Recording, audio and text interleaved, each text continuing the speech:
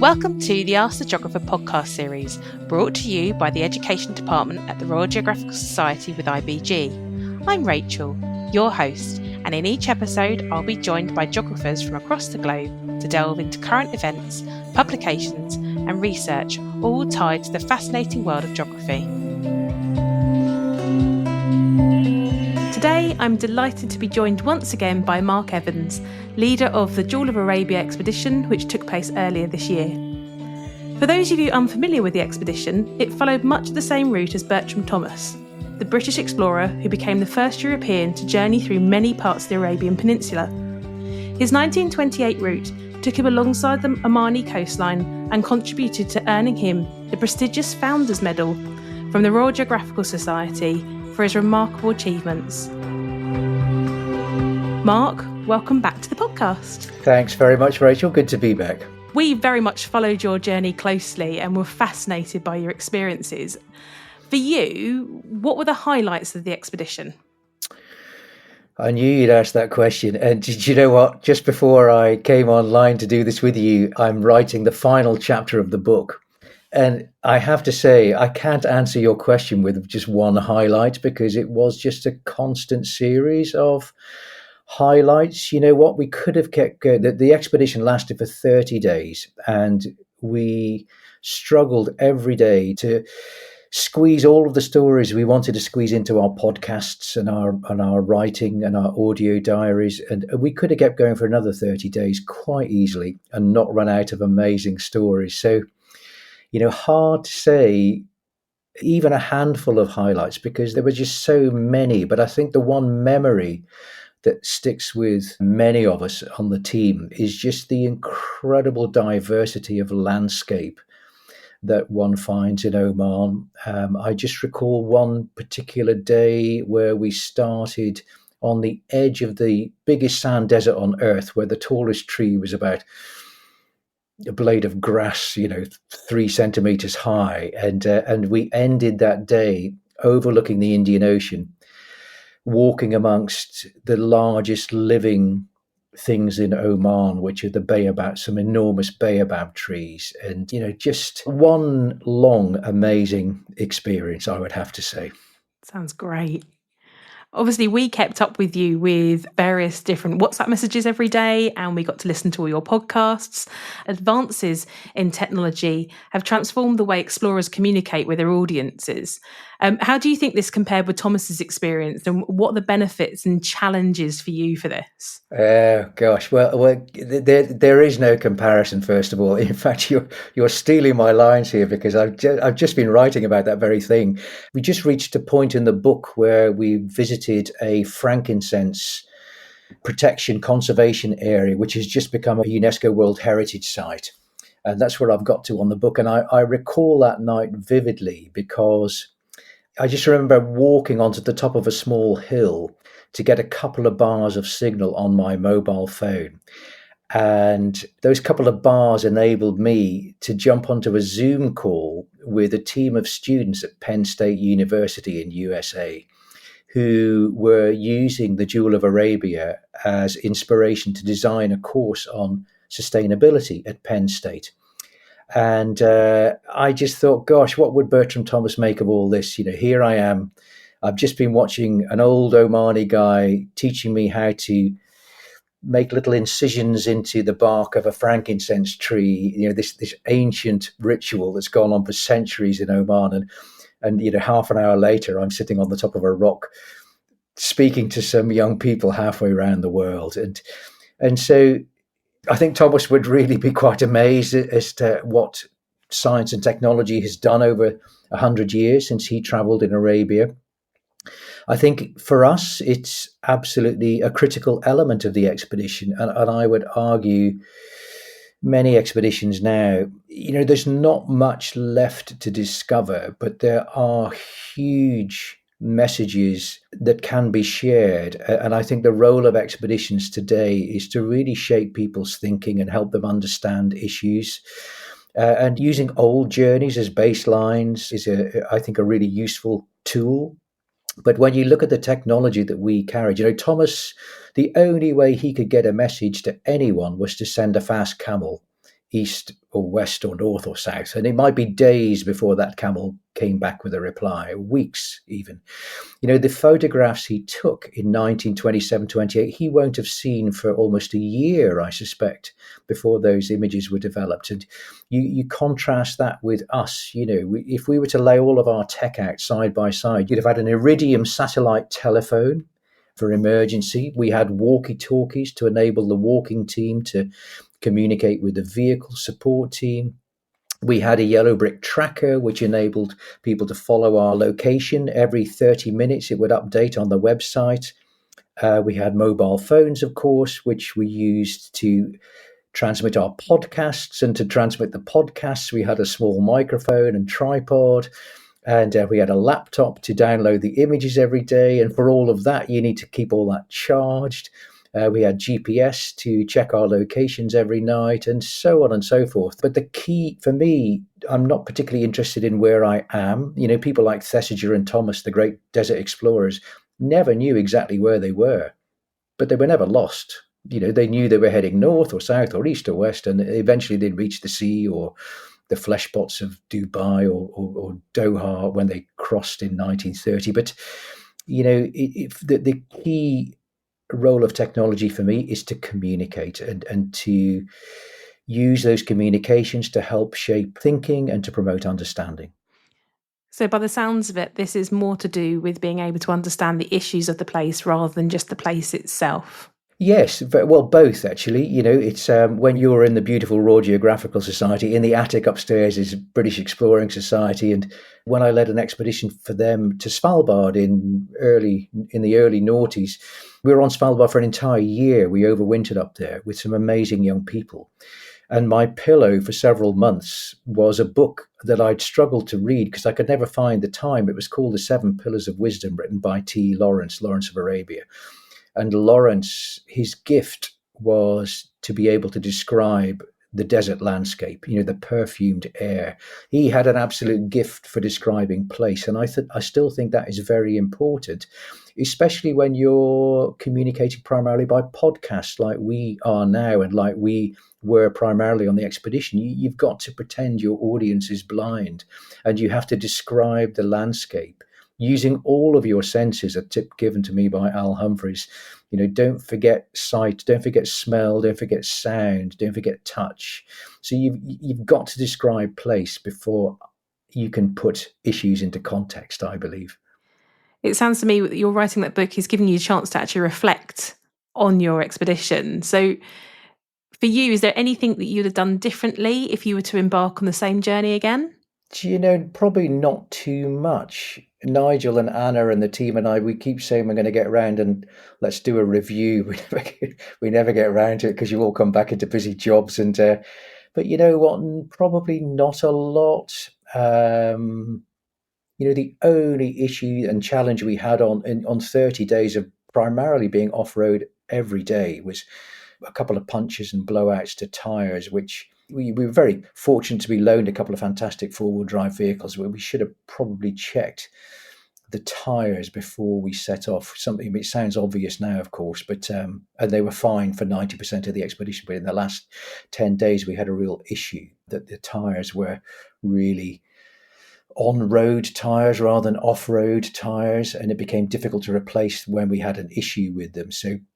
But we overcame it. We came up with a solution that got us to the finishing line. But not too much really. It's you can start planning these things years in advance, which is what we do. But the last month is always frenetic. There are so many stakeholders involved in a project of this magnitude that some work at a faster pace than others, and you're always waiting for things at the last minute, the 11th hour. But, nothing, I wouldn't do anything different particularly. I think we got the balance right between walking, camels and vehicles.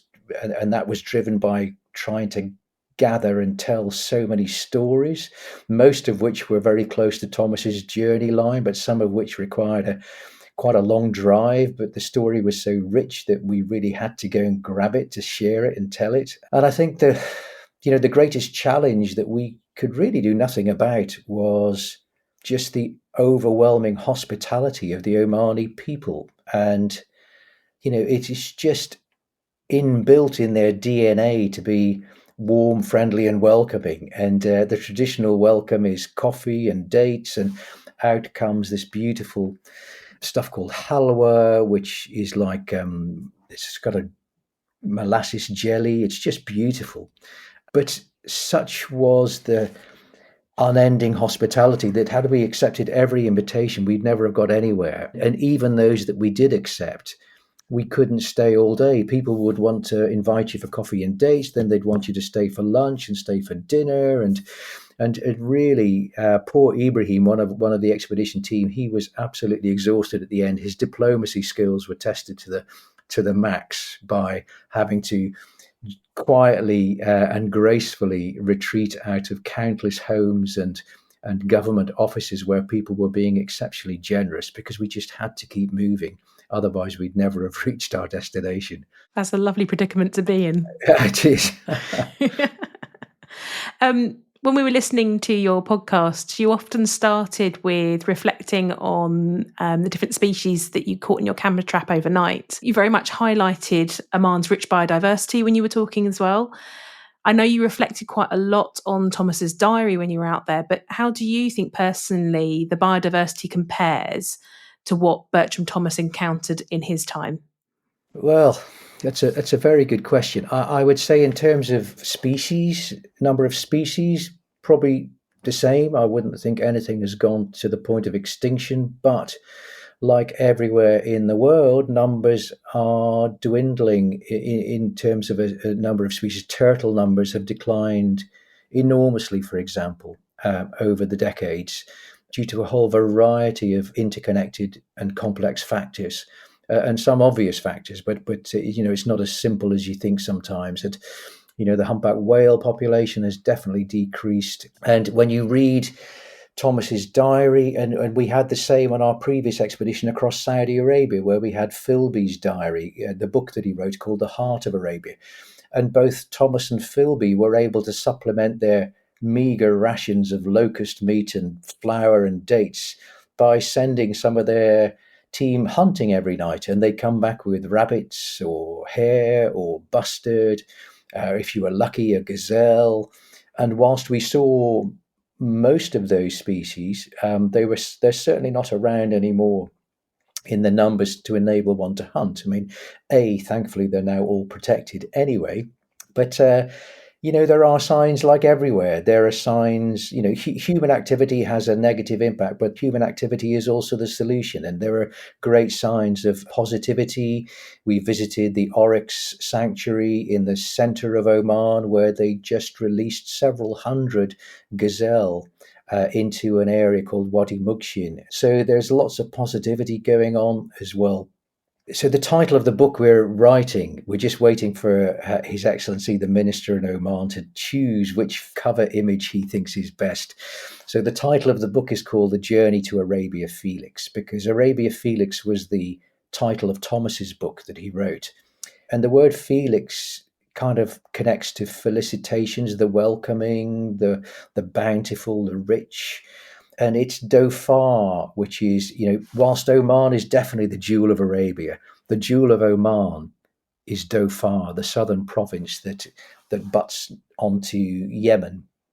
And certainly of the 1,400 species of plants in Oman, 2/3 of those species are found in Dhofar. And it's Dhofar where you have the cloud forest that is fed by the monsoon. So for 3 months of the year, you have this incredible rain and perfect greenhouse conditions for growth. And the camera traps that we put out in Dhofar were just showing us the most amazing animals that we were sharing the night with. And we were still at this stage we slept on the ground all the way. Occasionally we'd sleep up on one person and have a bit of luxury and sleep on the roof rack of the Land Rover. But we were sleeping on the ground in a sleeping bag on a just a foam mattress, and 100 meters away, the camera trap would be recording striped hyena. We had 2 wolves on one occasion. We had wolves almost every night in Dhofar, within 100 meters of where we were sleeping. Honey badgers, genet cats, just an incredible diversity of life. So You've touched a little bit this when we were first starting to talk through this podcast, but how do you hope this expedition will inspire young people to learn more about Oman? Well, I think this is where the incredible resources that you and Simon and the team at the Royal Geographical Society have a key and critical role to play. So I spoke at the Explore weekend last November, and what I said was all about working backwards when you're planning expeditions. So start with the end in mind and ask yourself how what you're doing can make a difference. And so there are several, I think, elements of legacy that are evolving now. What the expedition is really just the catalyst and the platform to provide those legacy elements. So, for example, as a result of the expedition, Oman has its first all-terrain off-road electric wheelchair built by Suresh and his incredible team at Equal Adventure in Scotland. So that was gifted to the expedition and in turn to Outward Bound Oman to enable disabled young people in Oman for the first time ever to be able to access outdoor learning and learning outdoors. So we were absolutely thrilled at that. Also, Dikra, one of the expedition team, became Oman's first female Nat Geo explorer as part of this Jewel of Arabia project. And she is now taking all of the stories that we've gathered on our 30-day expedition and with the team at Outward Bound is designing Oman's first course for young people on sustainability and biodiversity. And the hope is that the first courses will be rolled out to the first tranche of young people in September this year. And since it was founded, Outward Bound has worked with over 30,000 young people in Oman. And the hope is that this sustainability course can become an integral part of what they do in shaping the thinking of young Omanis. And we're also hoping, so I fly out to Oman in the second week of May. It's Oman Sustainability Week, and we'll be sharing all of the educational best practice that went on as a result of the Jewel of Arabia to inspire more schools in Oman to embed sustainable thinking in their curriculum. And in fact, 2 days' time, I'll be in Edinburgh because one of the things that the British Council did on the expedition was something called a hackathon, where teams of young Omanis were challenged to come up with a solution to an environmental issue in Oman. And the prize for the winning team was an all expenses paid trip to Edinburgh, where the British Council on Wednesday this week will be hosting a gathering of hackathon geniuses. And I'm the halftime entertainment at that, where I'll be trying to inspire them on to greater and better things. But then here in the UK, we have the incredible curriculum linked resources that you and your team are producing for teachers to use in the classroom. And across the pond in the USA, Lucy McLean and her team at Penn State. I think Penn State has the third highest number of Omani students of any US university. Over 80 Omanis are studying at Penn State. They too are designing a course on sustainability. So we've been able to go transatlantic. And the jewel in the crown, we hope, of all of this will be a fourth training centre for Outward Bound in Oman, located in Dhofar, that beautiful region called Arabia Felix. And bolted onto that training centre will be Oman's first dedicated centre to celebrate Oman's incredible biodiversity and sustainability. And that, in combination with everything else, I think leaves, that's probably a couple of years away from being designed and built. But that would leave, I hope, a reasonably impressive legacy to what was only a 30-day expedition, but the legacy will roll on for years to come. So finally, from me, what's next for you? What does your next adventure look like? Well, other than trying to get to Edinburgh down the A9 on Wednesday, my next adventure will be back to Oman, actually. So 2025 World Maritime Day is on September the 25th. The focus this year is our ocean, our opportunity, our obligation. And so that for me lit a little fire in my head that there's an opportunity for me to tell the story of maritime Oman. You know, Oman has a huge maritime heritage going back centuries, where people used to sail with the monsoon down the east coast of Africa to Zanzibar, east to Singapore when the winds changed. And today, Oman is doing some really innovative stuff. Global shipping makes sadly a large contribution to climate change, and Oman is doing its bit. Some really innovative thinking in terms of using wind turbines on huge boats to cleaner fuels. So it's another opportunity. So I'll be paddling a kayak, a 5-meter kayak from Musandam, which is the part of Oman that nearly touches Iran, south around the coast, all the way down to the border with Yemen.